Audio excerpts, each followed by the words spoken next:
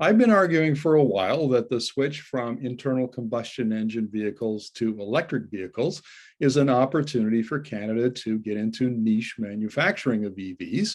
And I'm going to be talking to Arkadiusz Kaminski, who's the CEO of AK Motor International Corp, which is working on the Maple Majestic EV concept car. Now, who wouldn't love a car named the Maple Majestic?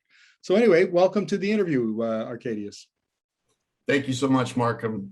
Pleasure to be here. Why don't we start with an overview of your project, please? Well, first off, you're right on the money. We absolutely need to, get into the business of developing Canadian cars, and that's exactly what AK Motor is doing with the Maple Majestic project. This is essentially an opportunity for Canada to do things not only differently, but also better, much better. For a very long time, Canada has been what can be described as the parts bin for international OEMs. We've been developing world-class automotive parts and technologies here in this country for a very long time.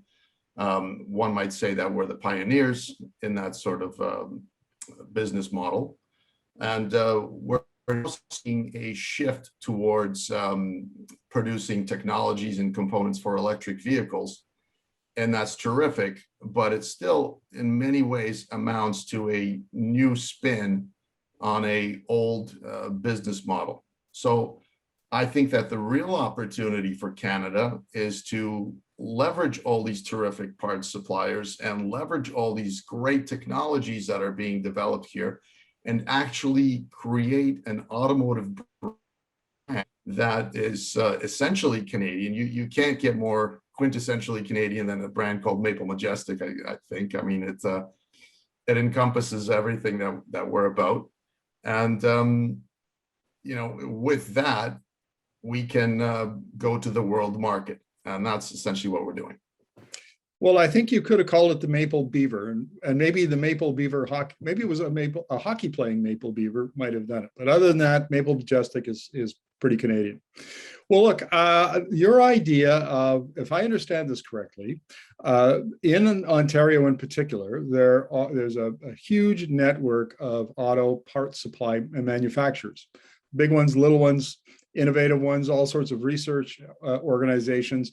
And is your intent to work with them to develop the parts needed to make a car specific for the Canadian market? Yes and no.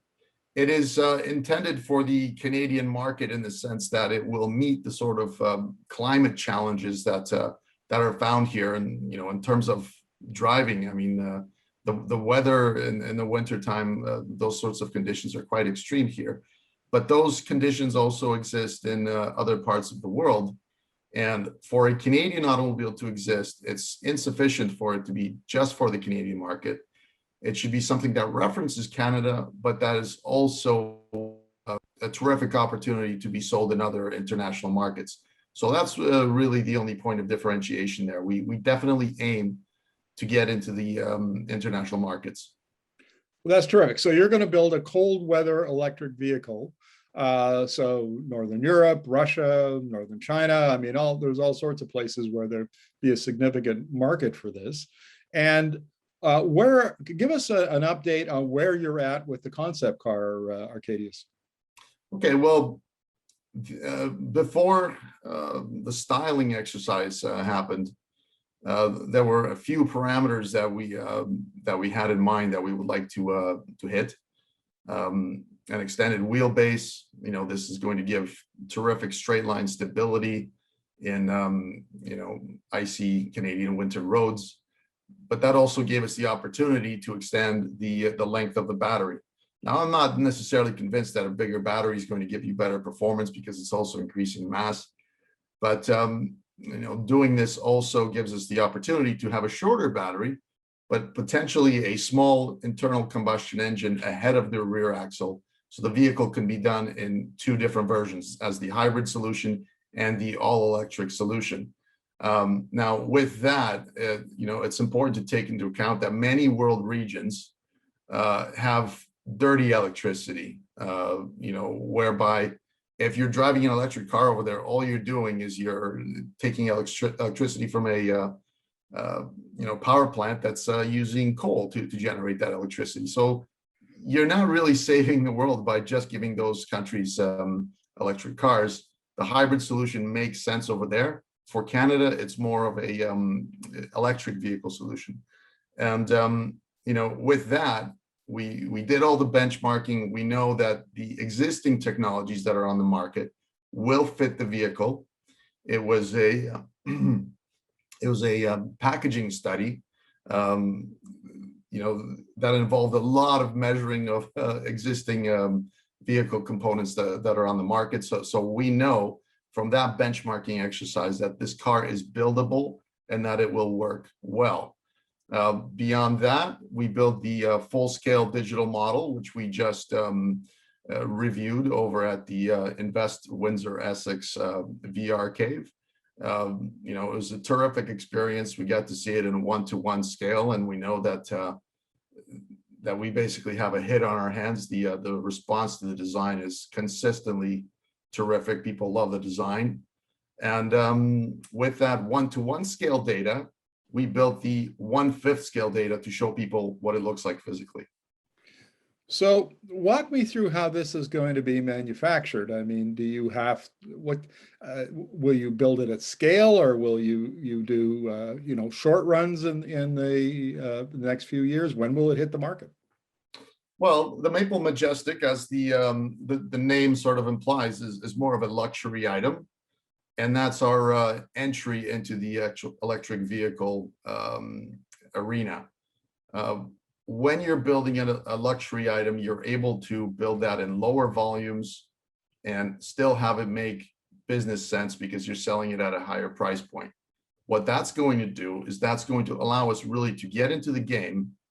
And as our vehicle building strategies are proven out, we will be able to get into smaller size vehicles that are not for the luxury market, and that would be mass produced. But there's been some terrific new ideas proposed by the government of Ontario, such as small batch production, which I think would be terrific if this came to be.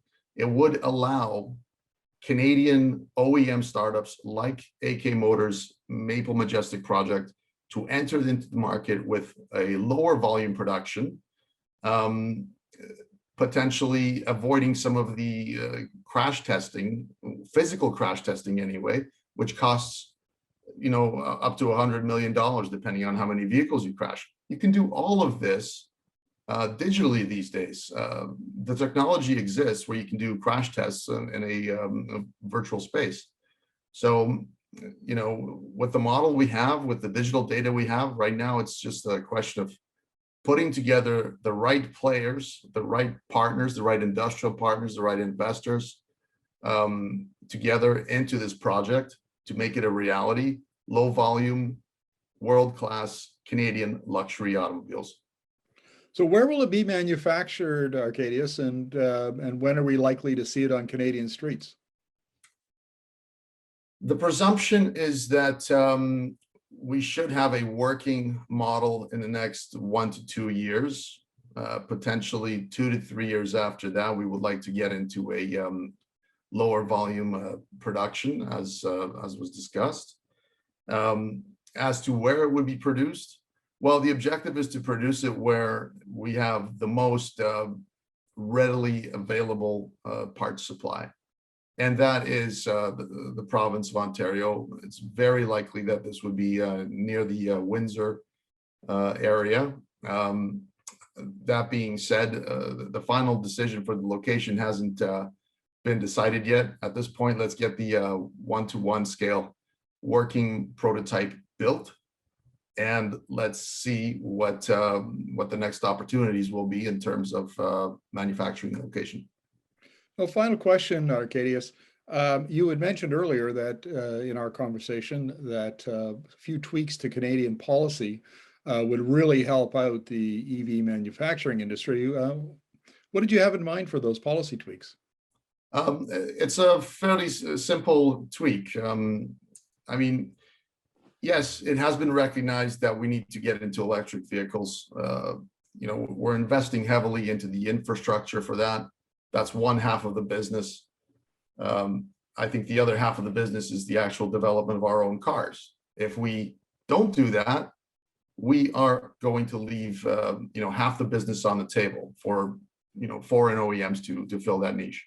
Now, we are somewhat investing into Canadian electric vehicles by developing parts and components and the next great technologies, batteries. I mean, we're looking at, you know, mining lithium and, you know, developing everything that's necessary for a vehicle. But the danger in that is that, you know, all of these technologies and resources can be used by, you know, essentially foreign interests who may then even manufacture these components outside of Canada. So the one thing that we really need to do to tweak things is to also support Canadian OEM startups, which means companies that intend to build complete automobiles. Now, mind you, these companies don't need to develop all their own technologies. This is already where we're excelling. We're doing all of this.